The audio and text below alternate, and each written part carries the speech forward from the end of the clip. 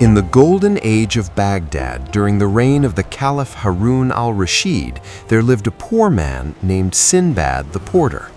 One day, weary from a heavy load in the sweltering heat, he sat upon a bench outside a magnificent mansion to rest. Smelling the fragrance of rosewater and hearing the enchanting sounds of lutes, he recited a poem lamenting the injustice of the world, how some slept in silk, while others toiled in dust. The owner of the house, a wealthy merchant with a white beard and a noble bearing, overheard him. He invited the porter inside, offered him the finest food and wine, and introduced himself. I am Sinbad the Sailor. Do not think my wealth came easily. It was bought with terror, toil, and the risk of death 1,000 times over. Listen, and I shall tell you the tale of my 7 voyages. I inherited a fortune from my father, began the sailor, but I squandered it in my youth. Realizing my folly, I sold what remained, bought merchandise, and set sail from Basra to seek my fortune anew. We sailed for weeks, trading from island to island, until we came upon what appeared to be a lush green islet rising from the calm sea. Made it! Land at last! Eager to stretch our legs, the crew and I landed. We lit fires to cook food and washed our clothes. Suddenly, the ground beneath us trembled. The captain, remaining on the ship, screamed, "Run for your lives! That is no island, it is a giant whale!" The heat of the fires had woken the beast. It dived, dragging the island and many of my companions into the depths. I barely grabbed a wooden tub used for washing and clung to it. The ship, terrified, sailed away, leaving me adrift. I floated for days until the waves cast me upon an island ruled by King Mirjan.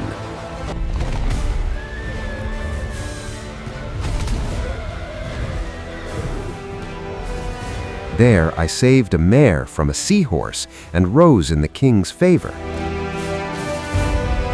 Months later, my own ship arrived at the port. I reclaimed my goods, traded them for a great profit, and returned to Baghdad wealthy. Can't be! My ship! Look, it's him, Sinbad! He's alive! We found it, Captain. Everything is here.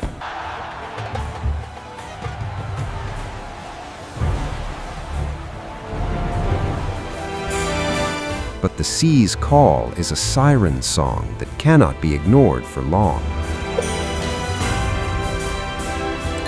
I grew bored of ease and set sail again.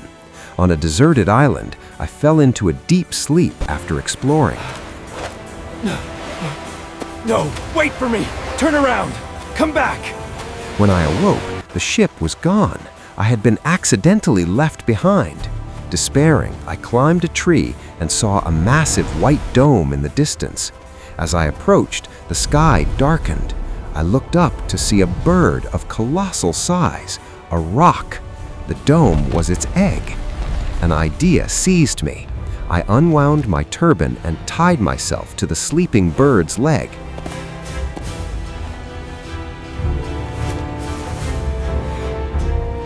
When it flew at dawn, it carried me high above the clouds before landing in a deep, steep-walled canyon. I untied myself and hid, watching the bird snatch up a giant serpent. I looked around and realized the canyon floor was glittering. It was the legendary Valley of Diamonds, carpeted with gems larger than ostrich eggs. But the valley was also infested with vipers of immense size that hid from the sun during the day. I saw a raw carcass of meat fall from the cliffs above. Merchant prospectors were throwing meat down, hoping diamonds would stick to the flesh so the eagles could carry it up to their nests. I gathered as many diamonds as I could carry, strapped myself to a large piece of meat, and lay still. An eagle swooped down, grabbed the meat and me, and flew to its nest. The merchants were shocked to find a man, but I shared my diamonds with them, making us all rich beyond measure before we journeyed home. My third voyage was ill-fated from the start. A storm blew us off course to the mountain of Zugb, inhabited by ape men who overran our ship and left us stranded on an island. To the ropes, quickly! We can't let her spin! Secure everything! We found a fortress with double iron doors. Inside, we fell asleep, only to be woken by the earth shaking. A giant entered, tall as a palm tree, with a single eye like a burning coal, boar-like tusks and long claws. He grabbed the fattest among us, the captain, roasted him on a spit, and ate him. This horror continued for days. I knew we had to act.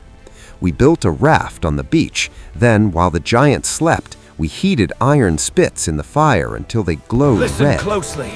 We can use these iron spits against the creature. It's our only chance. With a collective shout, we drove the spikes into his single eye, blinding him. He roared in agony, and we fled to our raft. But the blind giant, guided by two others, threw massive boulders at us. Most of my companions were crushed. Only two others and I escaped. We drifted to another island where a giant serpent ate my two friends. I survived by building a cage of wood around me at night. Finally, a passing ship rescued me, coincidentally the very ship that carried my goods from the second voyage, which I had left behind. I returned to Baghdad wealthier than ever, yet the memory of the giant haunts me still.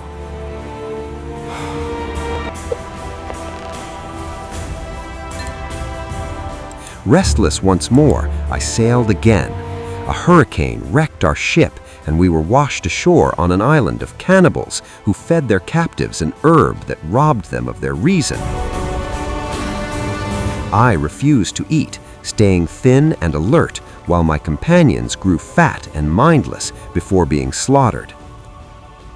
I escaped into the interior and found a civilized kingdom where I introduced the saddle and stirrup, which greatly pleased the king. He married me to a beautiful and noble woman. I lived happily until I learned of a terrifying custom.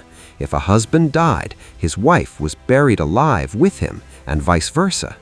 Soon after, my wife fell ill and died.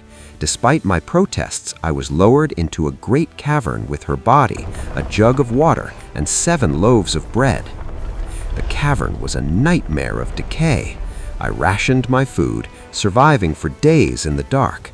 Whenever a new funeral procession arrived, I would wait for the living spouse to be lowered, then, driven by the madness of survival, I would strike them down and take their rations. One day, I heard a scavenging animal. Following the sound, I found a small fissure in the rock leading to the sea. I widened the hole and escaped, flagging down a passing ship with a fortune of jewels I had taken from the dead in the cavern. Hoist the sails. Fair winds, Captain. To new adventures, men. I bought a ship of my own for the 5th voyage.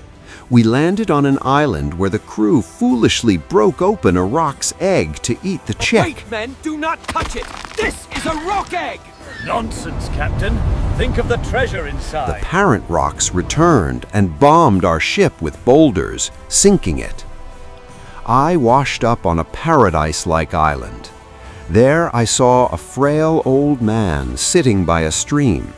He gestured for me to carry him across. Pitying him, I lifted him onto my shoulders. You belong to me now, great Sinbad. Your strength is fading, just as I planned. But once he was there, his legs locked around my neck with a grip of iron. He was the old man of the sea. He would not let go, kicking me to make me walk, sleeping with his legs choking me, treating me as a beast of burden. I grew weak, but my mind remained sharp. I found dry gourds, crushed grapes into them, and let the sun ferment the juice into wine. I offered it to the old man. He drank deeply, relaxed his grip, and eventually fell off in a stupor. I seized a large stone and ended his tyranny. A passing crew rescued me, amazed I had survived the demon. On the way home, we traded on an island where apes threw coconuts at us. Come on, you overgrown rodents! Is that all you got? We provoked them on purpose to gather the coconuts to sell, adding to my profit.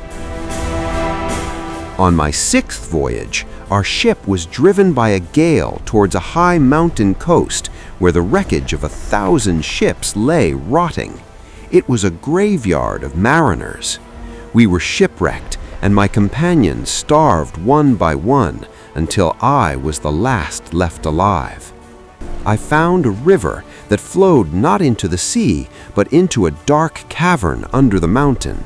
It was filled with rubies, emeralds, and ambergris. Knowing death was certain if I stayed, I built a raft, loaded it with the gems, and let the current take me into the black tunnel. I drifted in darkness for days, falling into a trance. When I awoke, I was in the light, surrounded by dark-skinned people who spoke a strange tongue. They took me to their king in the city of Serendib, Sri Lanka. The king was wise and marveled at my story. He entrusted me with a letter and a gift, a cup carved from a single ruby to deliver to the Caliph Harun al-Rashid.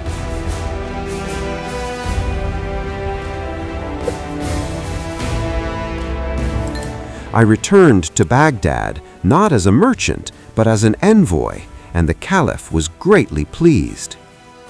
I had sworn never to travel again, but the Caliph himself summoned me. He wished to send a response and gifts to the king of Serendib, and insisted I be the ambassador. I could not refuse the commander of the faithful. I delivered the gifts successfully, but on the return voyage, pirates attacked us. I was captured and sold into slavery to an ivory merchant. He gave me a bow and placed me in a tree, ordering me to shoot elephants for their tusks. I did this for weeks, killing many noble beasts. One night, the elephants surrounded my tree. They did not attack. Instead, the matriarch wrapped her trunk around the trunk of the tree and shook it until I fell. She gently picked me up and carried me to a remote valley. The ground was white with bones. Thousands of tusks lay there. It was the elephants' graveyard. They had shown me this so I would stop killing them. I gathered the ivory and showed my master. Realizing I had been blessed by the beasts, he granted me my freedom and a share of the ivory. I returned to Baghdad, my hair now gray, and vowed by Allah that I would never leave my home again. Sinbad the Sailor finished his tale. He turned to Sinbad the Porter, whose eyes were wide with wonder. "You see now," the sailor said gently, "that my ease was bought with hard labor and great suffering." He gave the porter 100 gold pieces and invited him to dine with him every day as a friend. And so Sinbad the Sailor lived out his days in peace, surrounded by family and friends, the roar of the sea remaining only a memory in the silence of the night.